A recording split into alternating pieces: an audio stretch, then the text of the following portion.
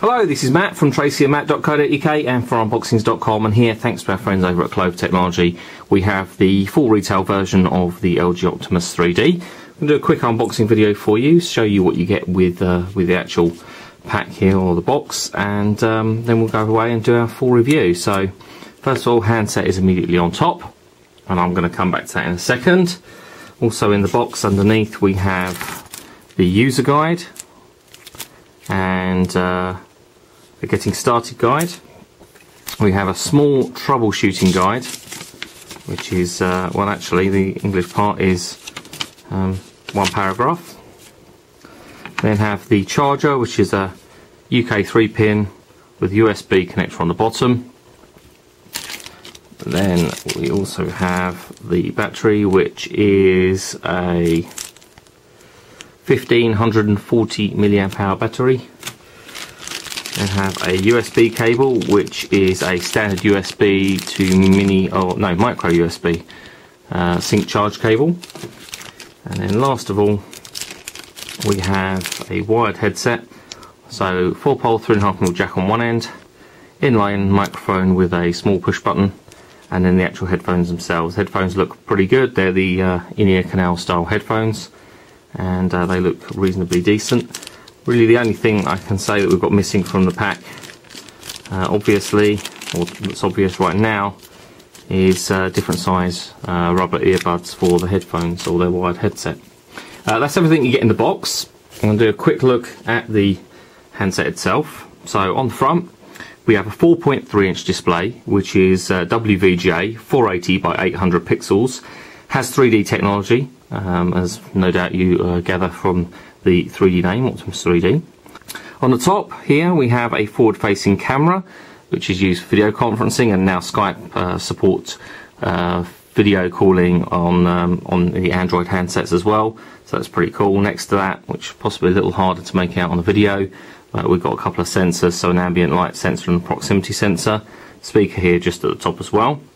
Underneath, touch sensitive keys, capacitive buttons, which are home, menu, home, back and search.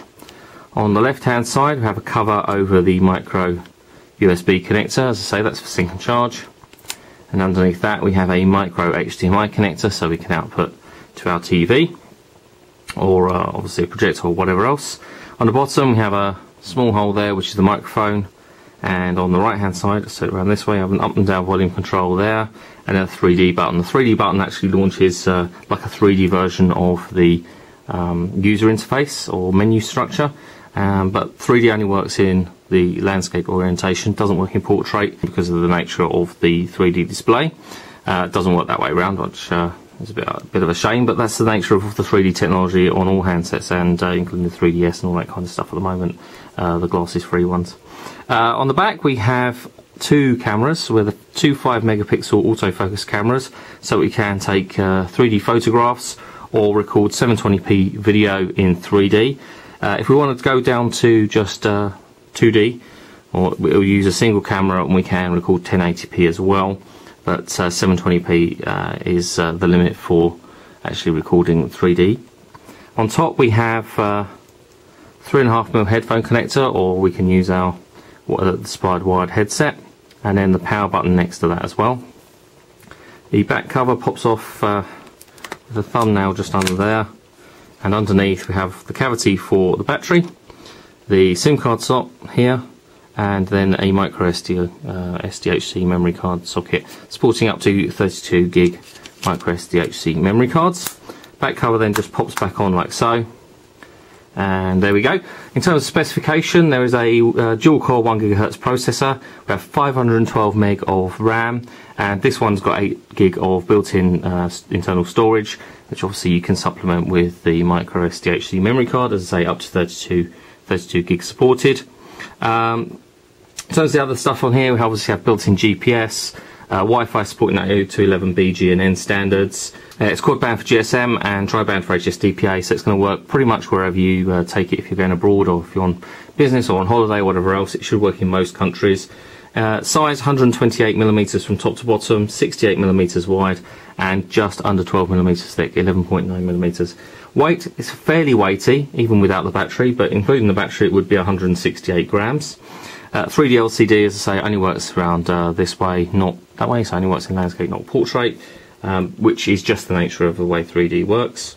Android 2.2 at the moment, but it's upgradable to 2.3 very shortly. I think that's one thing that LG really must get out very quickly in order to make that, to make that more appealing to the masses. In terms of a comparison, I've been asked to do a comparison there. So we've got the Optimus Black on the right and the Optimus 3D on the left. They're very similar, sort of broadly similar design. Obviously, with the black being that bit smaller and obviously purely black.